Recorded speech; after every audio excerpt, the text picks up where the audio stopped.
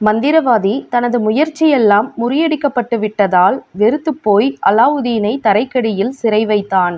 அலாவுதீனும் சரி, அற்புத விளக்கும் சரி, இனி பூமியை விட்டு வெளியே வராது என்று நினைத்தான். அலாவுதீன் குகைக்குள் மாட்டிக்கொண்ட பயத்தில் என்ன செய்வது என்று தெரியாமல் தவித்தான். உண்ணவோ அருந்தவோ எதுவுமின்றி அலாவுதீன் குகையின் படிக்கட்டுகளில் 3 நாட்கள் பட்டினியாக இருந்தான். தான் உயிர் வாழ்வது அரிது என்று முடிவு செய்துவிட்டான். கதறி அழுதான், கூப்பாடு போட்டான், கடவுளை வணங்கினான். அப்போது தன்னை அறியாமலேயே மந்திரவாதி கொடுத்த மோதிரத்தையும் தேய்த்து விட்டான். திடீரென்று அந்த இருட்டு குகையில் வெளிச்சத்துடன் ஒரு பெரிய கருப்பு ஜீனி தோன்றியது. நான் உங்கள் அடிமை, உங்களுக்கு என்ன வேண்டுமோ கேளுங்கள், அதை முடித்து கொடுப்பது என் கடமை என்றது.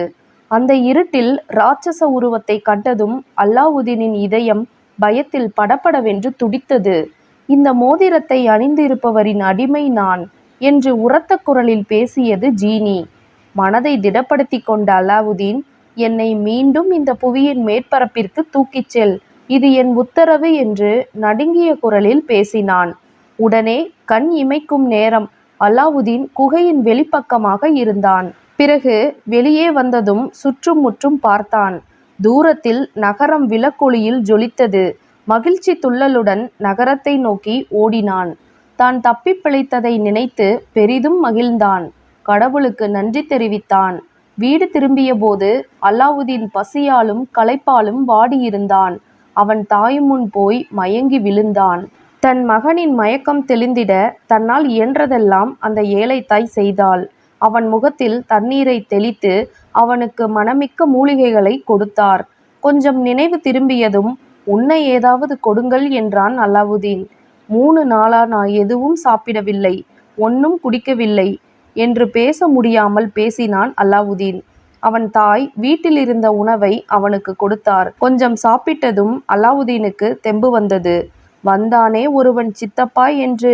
அவன் உண்மையில் ஒரு மந்திரவாதி, கபடவேட சூத்திரதாரி, குளிப்பறிக்கும் குள்ளநரி என்று ஆவேசமாக பேச ஆரம்பித்தான். நம்மிடம் அன்பாக பேசி நடித்திருக்கிறான் அவன். எப்படி நயவஞ்சகமாக நம்மை ஏமாற்றி இருக்கிறான் என்று அலாவுதீனின் தாய் கதறி அழுதார். தனக்கு மந்திரவாதியுடன் ஏற்பட்ட விந்தையான அனுபவங்களை எல்லாம் முதலிலிருந்து கடைசி வரை சொன்னான் அலாவுதீன். அதை கேட்டதும் அலாவுதீனின் தாய், எப்படியோ நீ திரும்பி நல்லபடியாக வந்ததே போதும் என்று பெருமூச்சு விட்டார். கடவுளுக்கு நன்றி தெரிவித்தார். அன்றைய தினம் நடுப்பகல் வரை அலாவுதீன் விழிக்கவே இல்லை. கண்ணை திறந்ததுதான் தாமதம். சாப்பாடு எங்கே, சாப்பாடு எங்கே என்று அவன் கேட்டான். ஐயோ என் மகனே, உனக்கு கொடுக்க ஒரு ரொட்டி துண்டு கூட இல்லையே. நான் வைத்திருந்த எல்லா உணவையும் நீ சாப்பிட்டு விட்டாயே. கொஞ்சம் பொறுமையாக இரு. என்னிடம் நூற்கப்பட்ட பருத்தி நூல் கொஞ்சம் உள்ளது. அதை சந்தையில் போய் விற்று உனக்கு ஏதாவது சாப்பிட வாங்கி வருகிறேன் என்றார். அம்மா, நீங்கள் போய் இந்த கொஞ்ச நூலை விற்க வேண்டாம். நான் கொண்டு வந்த விளக்கை என்னிடம் கொடுங்கள். அதை சந்தையில் விற்று வருகிறேன். இதைவிட அதிக பணம் அதில் நமக்கு கிடைக்கும் என்றான் அலாவுதீன். அலாவுதீனின் அம்மா விளக்கை கொண்டு வந்தார். விளக்கு அழுக்காக இருக்கிறது மகனே, துடைத்து சுத்தம் செய்தால் இதற்கு இன்னும் கொஞ்சம் அதிக பணம் கிடைக்கும் என்றார். மணலுடன் கொஞ்ச நீரை சேர்த்து விளக்கை தேய்க்க ஆரம்பித்தார். சற்றே அகன்ற தோற்றத்துடன் அச்சம் அளிக்கும் விதமாக ஜீனி ஒன்று அவர் முன் தோன்றியது. ஜீனியை பார்த்ததும் ஒன்றும் செய்யாது திகைத்து நின்றார் அலாவுதீனின் அம்மா.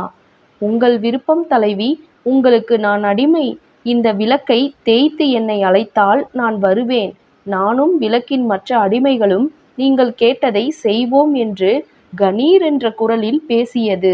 இது போன்ற ஆவிகளை இதுவரை கண்டிராத அந்த ஏழை பெண்மணி நடுநடுங்கி போய் பதில் பேச முடியாமல் தரையில் மயங்கி விழுந்தார். ஓடி வந்து பார்த்த அலாவுதீன், குகையில் பேசிய ஜீனி போல் இருக்கிறதே என்று ஆச்சரியப்பட்டான். விளக்கின் அடிமையே, நாங்கள் பசியாக இருக்கிறோம், நல்ல உணவு வகைகளை கொண்டு வா என்றான்.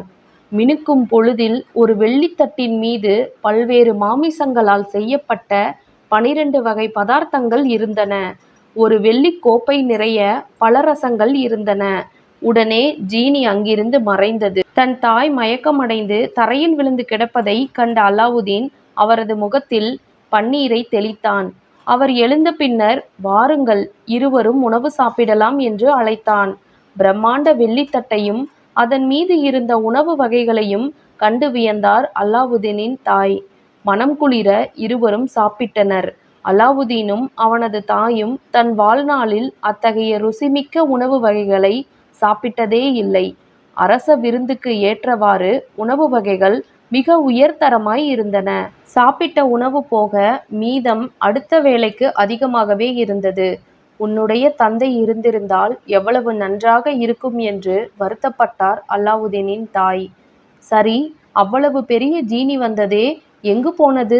நீ என்ன செய்தாய் என்று அல்லாவுதீனிடம் வியப்பாக கேட்டார். தமிழ் பென்சில் கதைக்களம் சேனலுக்கு சப்ஸ்கிரைப் செய்யுங்க. உங்க கருத்துக்களை கமெண்டில் பதிவிடுங்கள். நன்றி நண்பர்களே.